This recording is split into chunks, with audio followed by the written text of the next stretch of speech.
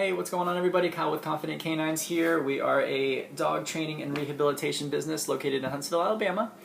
So we deal with a lot of different types of behavioral issues like aggression and fearfulness and that kind of thing, but we also do just run-of-the-mill obedience training for puppies and dogs who just need some manners.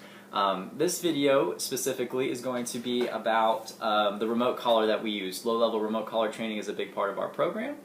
And if you work with us, then it's going to be something that you learn a lot about. And this is the collar that we use, the Mini Educator 300 by eCollar Technologies. They are not all pink, but they will be like this otherwise.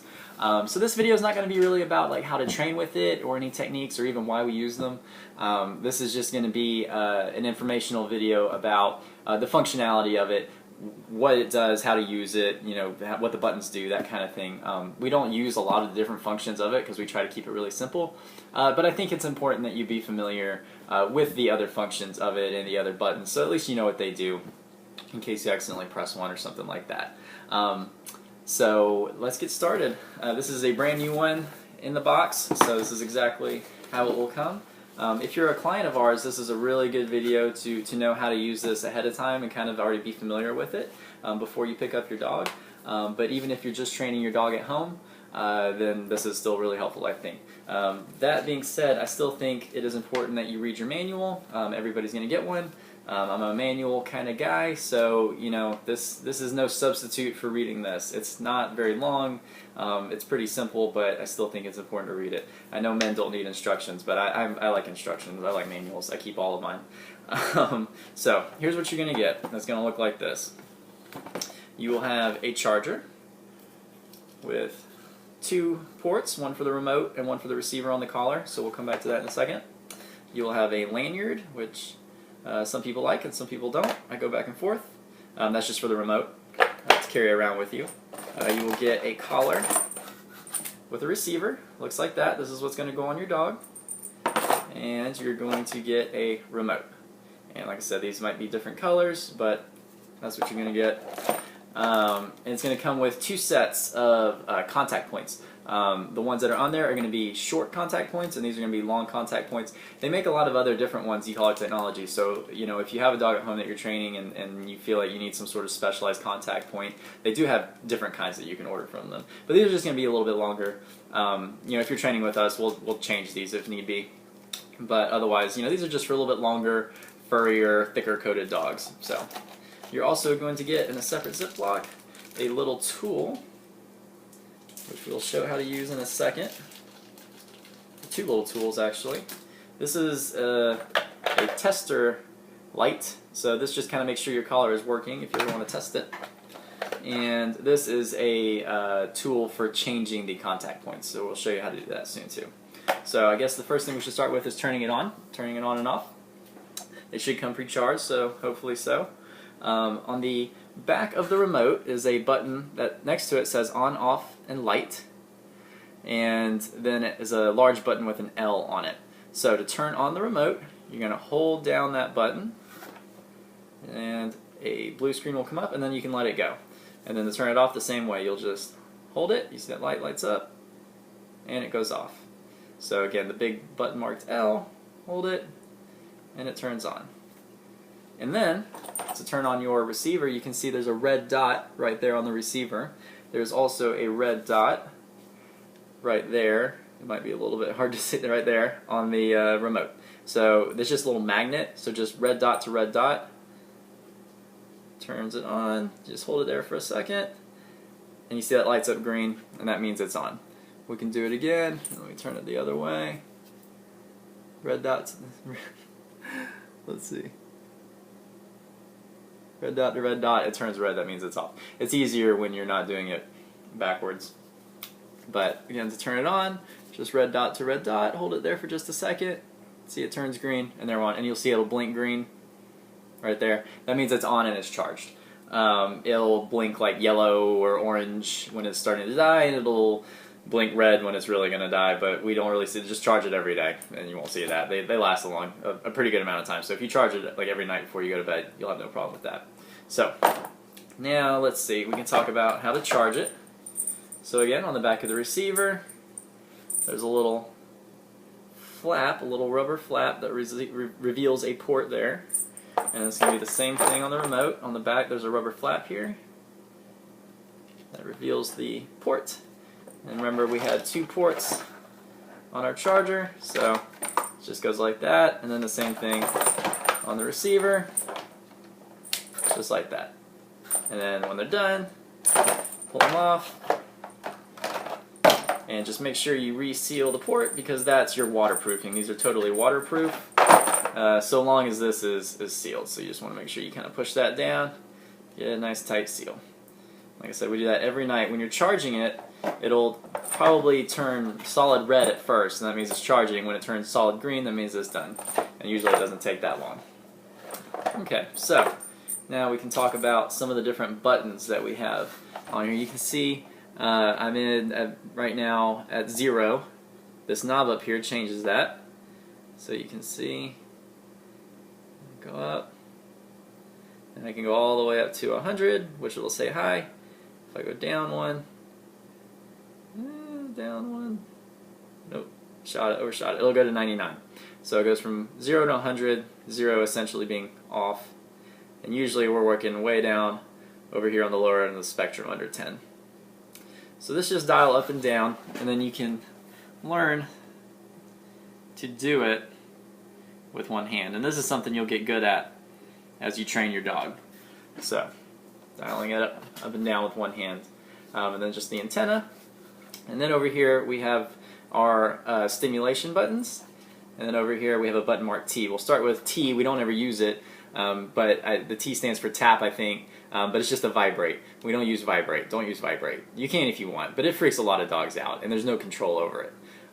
You know, this goes, like I said, 0 to 100. This is just on or off. So if it freaks your dog out, you're kind of screwed because you can't go down. If this freaks your dog out, you can go down. You know, so definitely we don't use vibrate unless you want to freak your dog out, which sometimes might be okay if they're doing something really dangerous. You know, like eating something they shouldn't. But be aware of it. T, don't really use it. Over here we have a black button and a red button. These do a couple of different things depending on the mode that you're in.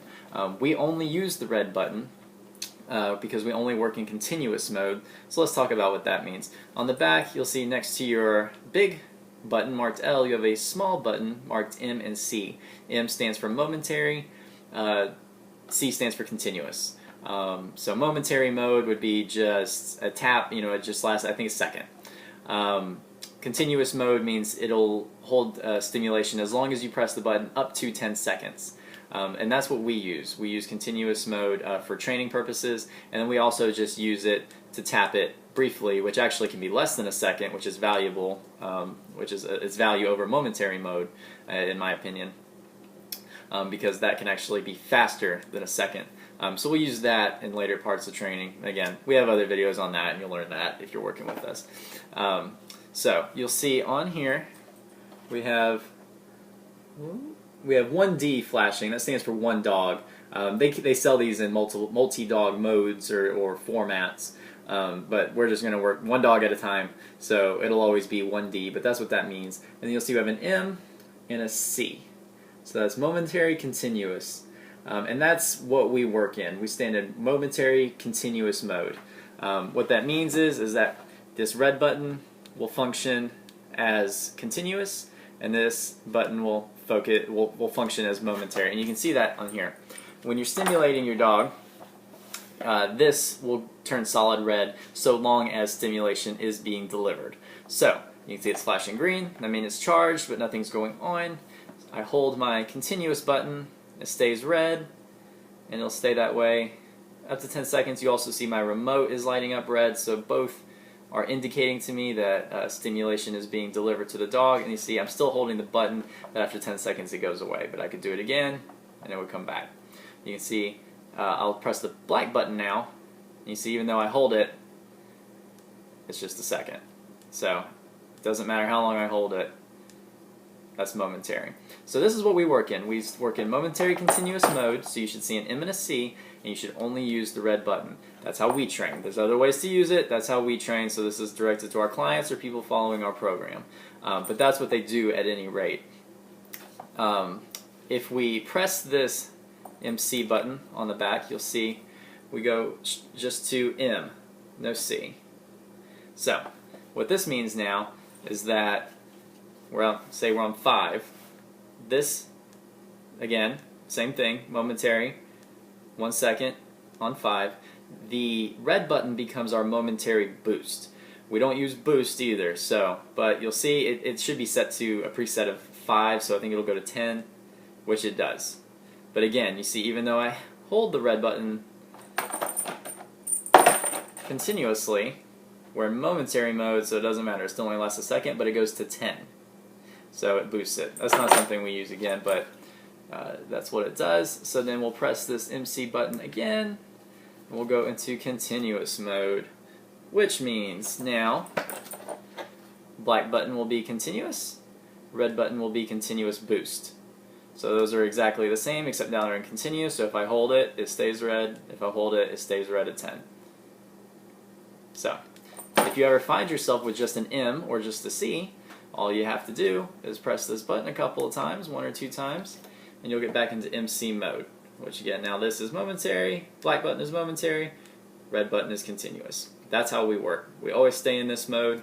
We always use the red button. We don't use anything else. Something else we don't use, but that it does, you see, again, our knob, our dial, it adjusts. We'll put it on 10, and what you can do is you can hold this dial down, and now it's locked at 10. So I can dial the knob all over the place, but it stays at 10. Again, we don't do that because, if you watch our videos or you work with us, you'll see that we are big fans of being fluid on the dial and matching your dog's state of mind, whether that means going up or down. We don't want to be stuck in any one level because your dog's mind vacillates. It goes up and down with distraction or lack thereof. And so it's important that we be able to match that dog's intensity, that if something distracts them and they become tuned out, that we need to go up, or if they're in a calmer state and they're coming back down, we probably need to go down so we don't overwhelm them. So we don't want to underwhelm our dogs or overwhelm our dogs. Being locked into one number to me is kind of defeating a lot of the purpose of this. Such a high value of this is that it's adjustable. So making it non-adjustable is not good in my opinion. Let's see, I've kind of already gone out of it, but let's see, we'll lock it at 15. We'll see, doesn't go around. And then to get out of that, all you do is hold it down again. And now you can see it went to whatever it was dialed to, but now it's variable again. So again, we're good there. This is what we want. MC, fluid on the dial, we're rocking. Let's see, what else?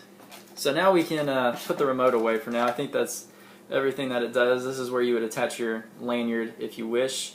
The antenna does screw and unscrew, so if it ever comes loose, just tighten it back up, finger tighten.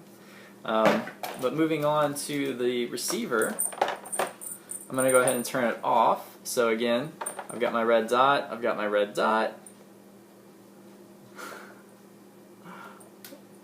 and it's off.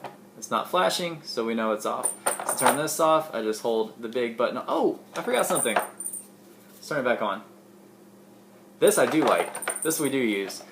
So this button, like I said, it says on-off light, and it has an L on it. So the light, you just push it now once, tap it, and you see it goes to blinking light, and you tap it again, and it goes to the light stays on.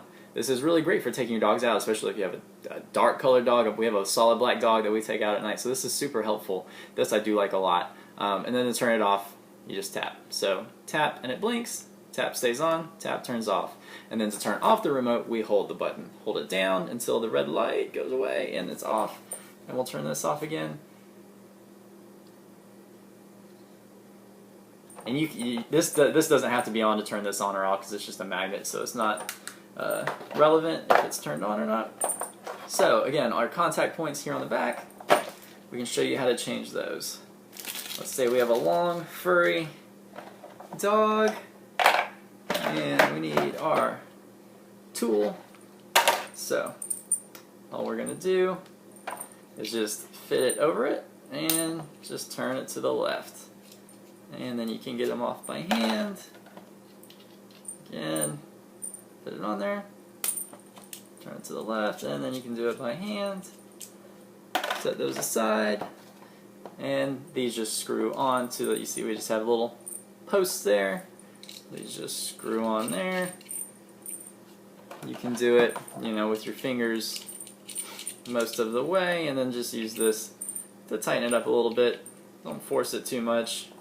I don't know what would happen if you did, but it might not be good. So I know I've broken more than a couple things trying to make sure they were secure. So that's how you do that. And then I'm going to put the other ones back on.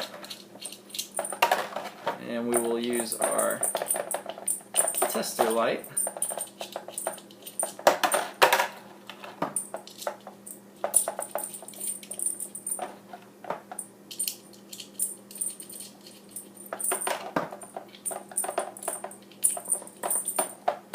Alright, so remember, let's see, now we do need to turn this on again for this. So turn it on, put it at like 1 or 2, doesn't matter. Anything under like 5 or 10 and you probably won't feel it. So all this does, this just has 2 little holes on it. It's just the width of your collar. So you're going to just put it on there. It doesn't really snap on there or fasten on there, so you'll probably need to use, you know, your other fingers to hold it.